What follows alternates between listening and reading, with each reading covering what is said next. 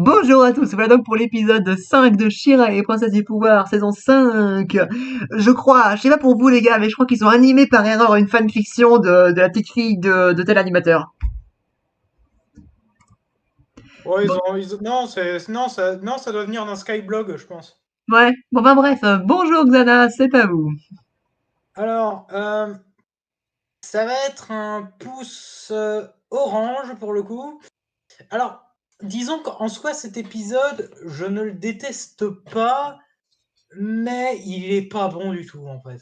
C'est ça le problème. C'est que, en gros, dans cet épisode, après avoir détruit Catra qui fait une bonne action, entre guillemets, maintenant on confirme qu'on détruit Adora, parce que Adora, qui, je le rappelle, détestait Catra depuis l'histoire du monde parallèle, hein, on se souvient tous de ce qui s'est passé là-dedans, cette fois elle part pour sauver Catra, direct. Même pas de petits, même pas de petite concertation, même pas de petite concertation. Est-ce qu'on doit le faire ou pas? Tu vois, si on avait eu ça à Je crois que l'épisode ça a été fait à la précédent, fin du précédent, ça. hein? Je crois que ça a été fait très rapidement à la fin du précédent. Oui, mais si on avait basé le précédent uniquement, une partie du précédent là-dessus, ça aurait pu être bien. Parce que certes, Catra, elle a sauvé Cynthia, mais qu'est-ce qu'elle a fait d'autre de l'autre côté? Que Elle dalle. a dévasté Bright Moon, elle a dévasté des villages, elle a dévasté le royaume de Sirena, elle a conduit la reine à sa mort, enfin à sa mort entre guillemets. Donc, est-ce qu'on va la sauver? Je sais pas trop, hein. Nous sommes les gentils. Mais bref, ils y vont et bien sûr, ils se disent qu'une simple infiltration va faire le change, va donner le change. Ils se disent qu'ils vont réussir à gruger le maître en disant ouais, Shira est venue, que Adora est venue toute seule. Ouais, alors selon vous, le grand maître de Horde, il va pas se dire attends, ils sont où les autres? Parce que le grand maître de Horde, il sait qu'il n'y a pas que Shira dans le vaisseau, hein. Et c'est surtout qu'il y a au moins Santiga Et qui ça, sont pas revenus ça, vous en êtes conscient, hein. et qui sont pas revenus sur leur planète, donc voilà, déjà. Voilà. Mais bon, hein, ils y vont en mode comme ça, quoi. Donc, du coup, on a Adora qui est traîné devant le grand maître de la Horde. Et du côté de, ah, je vais y arriver. De Scintilla, elle cherche Catra dans les cellules, visiblement, mais elle va debout devant sa propre cellule et elle voit pas Catra. Et du côté de Entrapta et Flèche d'Or, il tombe sur une salle visiblement une salle de création de clones. Donc il y a des clones qui sont en cuve, il y en a deux qui sont en train de surveiller. Bon, j'aime bien le gag du vous le croyez si on vous dit qu'on est de l'inspection? Ah bah non. Bon, j'avoue j'aime bien ce gag. Et du coup, ce qui se passe, c'est qu'ils réussissent à battre ces clones. Ouais, alors, juste comme ça, c'est moi ou le Hordak des premières saisons avait l'air un peu plus balèze? Sachant qu'il était défectueux celui-là. Je crois qu'il avait une armure mécanique. Ouais, mais je trouve que pour des clones, ils se font un peu battre un peu facilement, quoi, hein. Pour des clones du Big Boss, quoi. C'est un peu décevant, je trouve. Et c'est là que Entrapta voit dans une cuve, elle croit reconnaître Hordak. Et elle sort l'espèce de clé qu'il y avait sur l'armure de Hordak. Alors, je sais pas comment elle l'a récupérée en fait. Elle l'a récupérée quand? C'est pas dit ça, hein, j'ai pas souvenir. Hein, donc si quelqu'un se souvient, ben, qu'il me le dise, mais moi j'en ai pas souvenir. Ouais, bon, personne. Du coup, et le problème, c'est qu'il le débranche et que visiblement, c'est un clone complètement perdu, complètement naïf, ce qu'ils arrivent à lui faire croire, gober tout ce qu'ils veulent en mode ouais, on sert le grand maître de la Horde, alors que 5 minutes plus tard, ils vont tabasser l'autre clone, quoi. Le gars, il est complètement. D'ailleurs, il l'appelle faux Hordak. Ok. Vrangordak en VO. Voilà. Et ce personnage, disons que je vais rien dire à son sujet. Je pense que je vais garder un peu sous le coude pour la prochaine fois pour relever. Et Du coup, du côté du grand maître, du coup, il confronte Adora en mode. Donc on a Adora qui est en mode ouais, tu libères Catra, tu libères, tu nous laisses repartir et tout ça. Moi je suis en mode dis donc, Adora, tu veux pas qu'il t'apporte le café aussi? Voilà. Tu veux pas qu'il t'apporte le café? Sinon, je vais utiliser l'arme. Et le grand maître de la Horde, qui est pas con, il se dit non mais si tu pouvais utiliser l'arme, tu l'aurais déjà fait. Surtout que le grand maître de la Horde, il est au courant pour l'arme, il sait comment elle fonctionne, et ça, Cynthia l'a pas dit à Adora en fait. Alors là, techniquement, je pense qu'il l'a récupéré dans les souvenirs de Catra. Le problème, c'est que Catra, elle est pas censée le savoir. Non mais Cynthia a dit je crois, à Horde Prime que utiliser l'arme, ça allait tout détruire. Eteria compris. Alors ça, je suis pas sûr. Je pense qu'il lui a dit qu'il lui fallait Shira, et qu'elle lui a dit ça, mais alors le reste, je suis pas sûr du tout. Je crois qu'elle lui a dit, mais faudrait que je revérifie. Ouais, Faudra que faudra je vérifie vérifier. ça peut-être à un moment. Mais je crois qu'il est au courant de ça et qu'il était déjà au courant de ça, hein. Mais bref. Du coup, ce qui se passe, c'est qu'il lui amène Catra. Catra qui est hors primifiée. Voilà. Et donc, elle est en plein mode oui, la grande lumière du maître, etc. Il va apporter la paix, etc. Bon, le gars, voilà, il est aussi narcissique que White Diamond, hein, ce mec. Voilà. Voire plus. Parce que White Diamond, elle faisait pas des clones de elle-même pour la vénérer. Et du coup, ce qui se passe, c'est qu'il y a combat avec Adora qui est en mode mais je veux pas laisser Catra partir. Mais encore une fois, ça aurait pu marcher si on n'était pas allé, si on n'avait pas franchi le point de non-retour en saison 3. Le problème, c'est qu'on a franchi le point de non-retour et le final de la saison 3 montrait clairement que même Adora était en mode non, cette fois, la prochaine fois que je te vois, je te pète je te pète la gueule. Et là, elle est en mode non, s'il te plaît, reviens, fais tout ce que tu veux. Encore une fois, si vous voulez faire ce Transition. genre, encore une fois, si vous voulez faire ce genre de développement, faut les préparer. Faut agir en conséquence avant. Voilà. Tout ce qu'on a eu comme développement, c'était pour enfoncer 4A. Au bout d'un moment, tu l'enfonces tellement que tu peux plus la remonter, quoi. Le, c'était le final de la saison 3, c'était le dernier clou sur le cercueil de sa rédemption. Et là, bah, sa rédemption, on la ressuscite en mode nécromancie, complètement contre nature, etc. Et voilà, quoi. Parce que en soi, le problème des épisodes, en fait, l'épisode en soi, il n'est pas si nul que ça. Le problème, c'est que avec ce qui, encore une fois, c'est le même problème à chaque fois, c'est que dans le contexte des développements, ça marche pas. Encore une fois, c'est un des problèmes récurrents avec Steven Universe, c'est qu'ils essayent de faire du développement seulement au vu de d'autres développements qu'il y a eu avant et de situations de personnages qu'il y a eu avant, bah ça marche pas en fait. Ça marche pas. C'est voilà.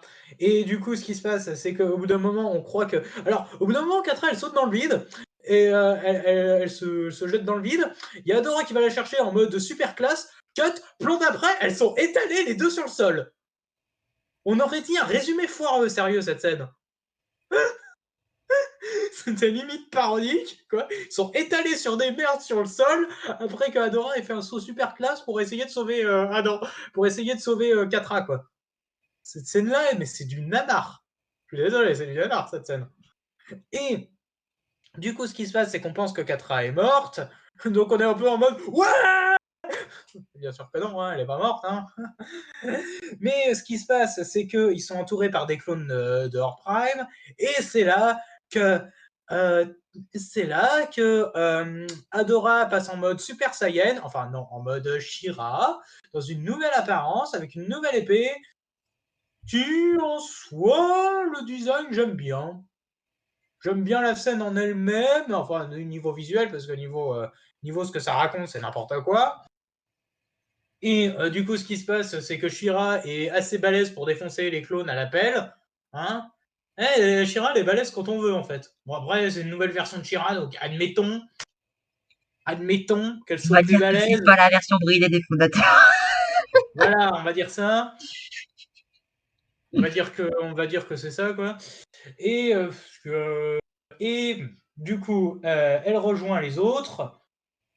Les autres qui sont toujours avec le clone, hein, qui se traînent le clone parce que c'est le seul à ouvrir les portes en fait. Et il y a un gars avec entre attaque qui dit ouais, alors je vous ai peut-être désobéi, donc j'ai un peu bricolé Darla et s'il te plaît sors-nous de là entre attaque, ok. Et du coup Darla arrive pour les sauver et ils se cassent tous. Et du coup Adora sauve Catra avec ses pouvoirs de soins là. Et c'est mignon, les deux sont réunis, etc. Qui a demandé une rédemption de Catra après la saison 3, sérieux? Chronos. Parce que, encore une fois, c'est le même problème que Kylo Ren. On l'enfonce, on cherche à l'enfoncer tout en fait, on l'enfonce tout en espérant quand même qu'il y ait une chance de rédemption. Et la rédemption, elle arrive comme ça, au moment où il n'y a plus rien pour le sauver, en fait. Ah, mais là, il y avait plus que plus rien. Il y avait déjà plus rien saison 3, saison 4, il y en a eu encore moins. Voilà. Ça- En soi, je voudrais aimer cet épisode, je voudrais l'aimer, mais le problème, c'est que bah, j'ai vu la saison 3 et la saison 4, quoi. Donc niveau développement, c'est en fait non. Voilà. Je pense que ça va être le slogan de la saison 5. En fait, non. Du Ouais. coup, pour moi, c'est terminé. Bon, bah, du coup, c'est la parole à Chronos. Alors, je vais être un pousseur à cet épisode.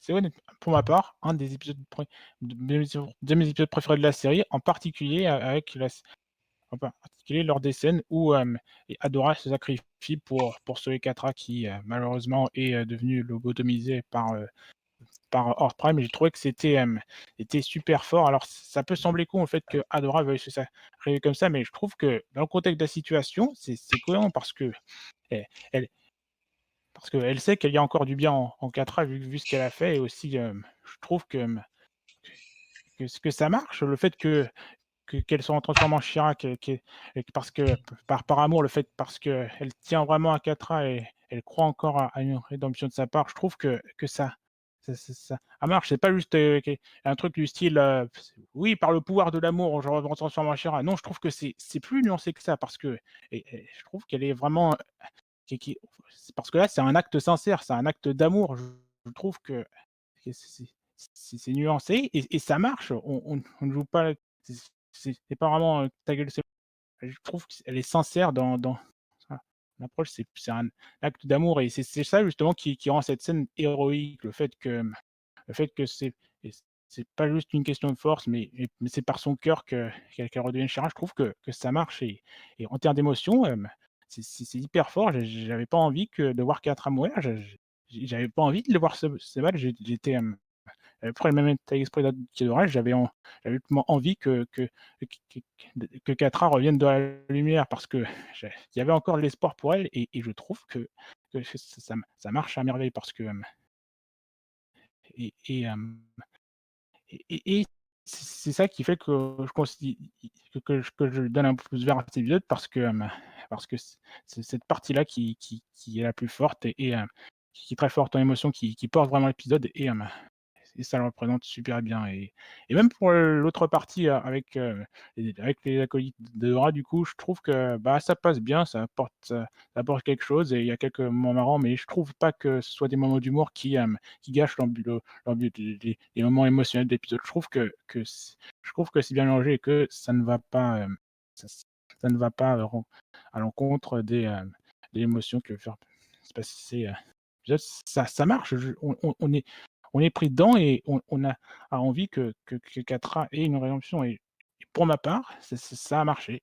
Je peux comprendre que ceux qui trouvent que c'est un peu rushé, mais pour moi, ça marche et je trouve sincèrement qu'il mérite un pouce vert. Voilà, c'est à peu près tout ce que j'aurais à dire. Quel, c'est à toi. Alors, un pouce vert pour cet épisode. Non, je déconne. Sinon, je vais faire une 5. Désolé, un autre pour cet épisode. Parce que il y a quand même des ponts, je suis d'accord avec Chronos, même si majoritairement l'épisode pose problème avec 4A. C'est toujours 4A le problème. On a eu ça comme problème au dernier épisode et on l'a encore cette fois-ci. Et comme j'ai l'habitude, moi, de regarder seulement les petits détails que tout le monde s'en fout, c'est parti. Alors, bon point de l'épisode, moi j'ai adoré un peu la dynamique entre Entrapta et Fordak. Oui, j'ai pas envie de dire Fordak, je vais dire Fordak, c'est plus simple. Mais j'aurais adoré, alors c'est pas le cas, mais j'aurais adoré que Entrapta, dès qu'elle montre le médaillon pour Hordak, ça soit vraiment Hordak. Ça aurait donné un petit truc à Entrapta qui fait oui, elle connaît Hordak, elle le connaît tellement bien qu'elle peut le reconnaître même parmi les clones. Bon, ça n'a pas Et fait. On comprend pourquoi on c'est trouve le comme ça. médaillon après. À tout Oui, ça. mais oui, non, mais il le trouve. Mais ça aurait été tellement bien quand Rapta le trouve elle-même. Ça. Donc voilà, c'est. C'est Voilà, le petit jeu, tu sais. Où est Hordak ouais, ça aurait été drôle. Et sinon, en mauvais point de l'épisode, euh, quand au début de l'épisode, t'as Adora qui parle à tout le monde. Ah, t'inquiète pas, allez, j'entre dans la salle. Il n'y a aucun garde qui l'entend parler, hein. Ensuite, Cynthia. Bon, alors, comment on fait pour réparer ça? On le casse! Arrête d'être bourrine, ça ne sert à rien, Cynthia. Je pensais que tu avais un peu compris, mais non. Et ensuite, lorsque Adora sauve Catra, pourquoi ses cheveux se détachent? C'est juste pour donner un air un peu dramatique à la scène? C'est complètement débile, je trouve. Mais bon, c'est comme ça, et je laisse la parole au suivant. Brian, c'est à toi. Ah, j'ai longtemps hésité, mais je pense qu'un pouce jaune est plus approprié pour cet épisode. Alors, je vais être très honnête, je vais commencer par ce qui va le mieux personnellement. Entrapta, c'est une perle dans cet épisode. Franchement, je trouve que chacune de ces scènes me fait sourire. Chacune de ces interactions me fait sourire. Même ces bourdes avec le clone de Grand Prime, enfin de Horde Prime, moi, voilà, ça me fait marrer aussi. Voilà, je sais pas, même ces blagues, enfin, même sa réplique avec Flèche d'Or qui dit oui, je n'ai pas oublié je n'ai pas obéi à ce que vous dites. J'ai un peu bricolé, ça m'a fait rire. Franchement, pour moi, c'est le meilleur point de cet épisode pour moi, Entrapta. Donc, même le meilleur point même le meilleur point de cette saison 5, en fait. Pour l'instant, c'était mon perso préféré de cette saison 5. Voilà. C'est tout ce que j'ai à dire là-dessus de positif. De négatif, par contre, on peut citer plein de trucs, hein. Cynthia, tu sais que Horde Prime peut tout voir. Je sais que Horde Prime peut tout voir. Donc, je suis désolé, vous auriez pu trouver un bien meilleur plan que ça parce que je suis désolé, mais le plan est loin d'être parfait. Je suis désolé. Ensuite, j'avoue que les scènes avec Horde Prime, j'avoue que pour moi, je les trouve assez prenantes. Pour moi, ça fait partie des bons points de cet épisode. Malheureusement, je pense que le plus gros point faible, le pire point de cet épisode, je crois que tout le monde l'a dit. Catra ne mérite pas d'être une marionnette. Parce que je suis désolé, dans les saisons précédentes, je la trouve beaucoup plus dangereuse que dans cet épisode-ci. Je suis désolé, quand elle fait la marionnette, par rapport à ce qu'elle a été avant, c'est-à-dire une folle furieuse, en particulier dans les saisons 2 et 3, pour moi, elle est beaucoup plus dangereuse. Ce n'est pas vraiment le cas ici, en fait. Et c'est dommage. Et c'est pas aidé par le fait qu'il faut absolument lui donner une rédemption. Punaise, c'est même pire que Kylo Ren dans Star Wars 9 sur ce point-là, quoi. Ça, c'est de mon point de vue. Mais honnêtement, même si on doit prendre l'épisode à part par rapport à la série, c'est un très bon épisode, hein. J'aurais pu mettre un pouce vert à cet épisode, mais le problème, c'est qu'il faut prendre en compte ce qui a été fait avant, et ça crache un peu sur le personnage de Catra qui, pour moi, pour beaucoup de gens parmi la Real Squad, elle ne mérite pas de rédemption. Et franchement, c'est très problématique. Et c'est ça le vrai problème de cet épisode. Donc, voilà. Et c'est pas aidé par le fait pas qu'elle meure comme une mère, mais voilà, qu'elle est, on va dire dans le coma, mais que Adora la réveille avec ses pouvoirs de soin. Ouais, je ne sais pas, je suis désolé, mais c'est pas mérité, quoi. Oui, oui, c'est joli sur le principe, mais non, je peux pas l'accepter. Ça ne peut pas l'accepter. Manquerait plus que Catra et finisse avec Adora et vous avez vraiment euh, vraiment un repompage complet sur Star Wars 9, en particulier sur le personnage de Kylo Ren. Manquerait plus que ça et franchement, je dirais, c'est un pied, c'est un copier-coller. Pour moi, ce serait ça. Pitié, faites pas ça. Pitié, faites pas ça. Voilà. Sur ce, pour moi, je pense que le pouce jaune est plus approprié. Au suivant. Grégoire, c'est ton tour. Pouce orange, parce que ta gueule, c'est une fanfiction. Et parce que, encore une fois, ça peut être passable comme épisode. Or, Pram, il est toujours flippant avec son idéologie en mode louer soit les oris. J'ai trouvé le clone Toussaint, ainsi que la partie Catra et Adora, qui est super badass quand elle passe en mode Syrah V2, sauf que la cohérence des 4 premières saisons, on l'envoie se faire E-N-C-O-U-L-E-R, j'ai bien plus ou moins, dans cette saison 5. Adora ne peut pas sauver Catra en saison 5, Zana a déjà expliqué pourquoi. Et c'est aussi le pire plan de sauvetage de l'histoire. Si Hort-Pram arrêtait un peu d'admirer son reflet à longueur de journée, il aurait déjà gagné. Et pour l'instant, je me retiens de vraiment m'énerver parce que les épisodes tiennent encore à moitié debout individuellement. Mais si ça descend encore plus bas, je sais pas ce que je ferai. Au suivant. John, Vous prenez, je mets un pouce orange à cet épisode. Vous prenez à peu près l'avis de Jana, mais je vais rajouter que le fait que le Hordak, je vais l'appeler comme ça, soit ridiculisé à ce point, ça fait baisser la tension autour de Horde Prime. On le prend moins au sérieux à cause de ça. Du coup, je passe la parole au suivant. Volcano, c'est à toi. Je mets un pouce jaune. Bon, parce que je suis gentil, hein. Je suis gentil parce qu'au fond, bon, l'épisode est pas mauvais. Et la scène où Adora se transforme en She-Ra, visuellement c'est beau, mais si tu le prends avec le reste de la série, il n'y a rien qui va. En fait, l'épisode, c'est ça, vous prenez, j'ai exactement le même avis que tout le monde. L'épisode, vous le prenez avec le reste de la série, il n'y a pas grand-chose qui va.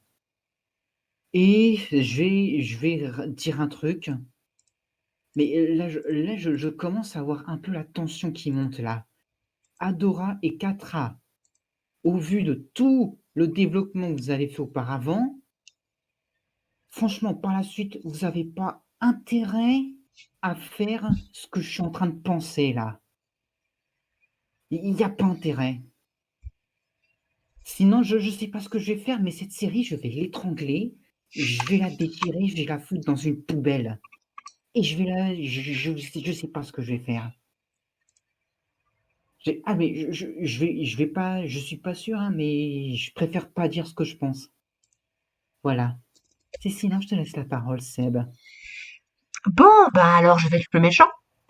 Donc, je vais mettre un pouce orange, mais ça me démange de mettre un pouce rouge. Parce qu'il n'y a rien qui va dans cet épisode, à part le visuel. Il n'y a rien qui va. Donc, on commence par quoi? On commence par Adora qui fonce la gueule direct dans la gueule du loup. Elle va avec son vaisseau devant le vaisseau. Bonjour, c'est moi, coucou. Alors, premier problème de cet épisode. Adora, tu es une grosse conne. Primo, tu vas te le rendre dans la gueule du loup avec le seul plan de je vais peut-être activer l'arme si vous me donnez pas Catra. Ya. Bon, tu parles à un mec qui contrôle une armée intergalactique. Tu crois sérieusement que ça va marcher? Sans compter que tu détruirais ta soi-disant Catra, que soi-disant tu es censé tenir énormément. Tu détruirais aussi Etheria, mais bon, ça, il est pas censé le savoir. Enfin, faut qu'on vérifie. Etc. Et que tu te détruirais toi-même aussi devant lui, parce que tu vas pas te tuer toi-même pour activer l'arme. Sachant qu'en plus, je sais pas s'il sait qu'il faut que tu sois sur Etheria, mais bon. Enfin, bref. Mais il y a même pas que ça. On y va, et notre super plan, en fait, c'est quoi? C'est de mettre 3 gonzes en conduite spatiale pour qu'elles puissent aller dans le vaisseau. Un vaisseau qui ne connaissent absolument pas l'intérieur, à part Cynthia, et encore, elle ne connaît pas l'intérieur. Elle a juste été emmenée dedans 2-3 fois en tant que prisonnière. Ils connaissent pas l'intérieur, mais non, on y va. On sait même pas s'il y a des caméras partout, on sait qu'il est rouille de clones, on sait que, par contre, elle sait, par contre, Cynthia, il est censé pouvoir voir tout ce que voient ces clones. Ça, par contre, t'oublies surtout, hein. Ah non, mais alors, mes conneries, mais monumentales, mais j'en ai ras-le-bol, hein. Et le comble du comble, la communication par oreillette. On parle d'un mec qui a au moins la technologie des fondateurs, minimum. Vous croyez sérieusement qu'il va pas brouiller des signaux radio? Sérieusement? Dire c'est ce qu'il va faire. Dit que ça, voilà. Je veux pas être embêtant, mais au bout d'un moment, faut arrêter, là. Faut arrêter de se foutre de la gueule du monde. Alors, Cynthia qui pète un simple écran et ça pète le serveur, mais oui, bien sûr. Le panneau de contrôle du grand maître. Ah ouais! Les écrans sont en TNT, en fait, parce qu'ils font des grosses explosions. J'ai envie de dire, ouais, bon, allez, si vous voulez, ça c'est du chipotage, mais bon, quand même. Shira! Bonjour! Alors, dans l'épisode précédent, c'est pas mes sentiments, j'ai pas besoin de la formule ni rien, je me transforme. Ici, il faut faire apparaître une épée de, je sais pas où, avec une pierre runique, dont je sais pas où, etc., pour se transformer avec la même formule qu'avant. Bon alors, pour petit, j'aime bien le design de la nouvelle épée, même si elle est très épurée, très simple, mais je l'aime beaucoup. J'aime le nouvel design de Shira, il est classe aussi. Il est un peu plus badass et moins cheap que l'ancien. Mais putain, mais au bout d'un moment. Bon alors, certes, ça a été préparé, entre guillemets, très mal préparé que Shira revienne. Ça l'a été un peu. Mais ça casse vraiment tous les enjeux. Et en plus, tu lui as donné ce qu'il voulait. Il t'a demandé de lui donner Shira. Et le mec, il est surpris d'avoir Shira en face de lui. Non mais sérieusement. Mais c'est nanardesque. Qu'est-ce que vous voulez que je vous dise? Mais au bout d'un moment, mais merci, quoi. Et surtout, Catra, je pleure, tu t'es fait électrocuter, câlin, je me transforme et je défonce tout. Putain, alors le développement Catra et Shira, Adora, ça a déjà été dit, mais Catra, elle a passé le point de non-retour depuis la saison 3, voire même avant. Alors, le bien amené ou rocher ou quoi que ce soit, non, il n'y a même pas de ces rochers. Ça n'arrivera pas pour la simple raison que c'est incohérent. C'est pas possible, elle a passé le non-retour depuis longtemps. Et il n'y a pas de je me sens seule, machin, non, elle s'est juste fait chier. Elle a fait une seule bonne action dans sa vie. Ah ouais, non, vraiment c'est bon. Je suis désolé, mais le regard noir que lui a fait Adora à la fin de la saison 3, ça veut tout dire. Faut arrêter. C'est une putain de fanfic. Faut arrêter. Ça me gave, là. Alors, autant, je veux bien croire, notamment parce que, bon, Mayo a commencé, c'est vrai que je crois que on a été un peu trop gentil avec le beau début. Je le pense. Vraiment. Mais bon, en même temps, on sortait de Steven Universe. Faut dire qu'on était pas mal énervés de cette série. Et, enfin, moi, en tout cas. J'ai été traité trop sympa avec le début de Shira. Ça, j'en conviens. Mais là, non, mais sérieusement. Faut arrêter, là. C'est une fanfic. C'est une fanfic à l'eau de rose. Cet épisode, c'est gloire à la débilité et à l'amour et la débilité pouvoir. Non mais, qu'est-ce que vous voulez que j'admire à ça là-dedans? Non, c'est joli visuellement, ouais. Ouais, c'est joli visuellement. Le grand maître, il a une certaine prestance, mais les héros sont tellement cons, mais c'est tellement con, mais non! C'est râle et pâquerette. C'est le mec mais je sais même pas, mais je sais même pas dire, mais non, mais ils savent des choses sur le grand maître et ils y vont à la Romano. Ils se mettent à la gueule du lot, ils disent bonjour, ils y vont à la Romano. À quelle microseconde tu t'es dit je vais réussir à sortir de ce vaisseau vivant? À quelle microseconde? Putain! Ah merde, ça m'a énervé ça, mais vous pouvez pas imaginer. Enfin bref. Si quelqu'un a un truc à rajouter... Tu sais, Seb, la J'ai saison la 1, critique de Juju à passer. Ah, elle a te l'envoyer, d'accord. Ok, donc bah Juju, Ouais, c'est à Juju. Alors, pour Juju, c'est... Oula, pouce vert. Attendez.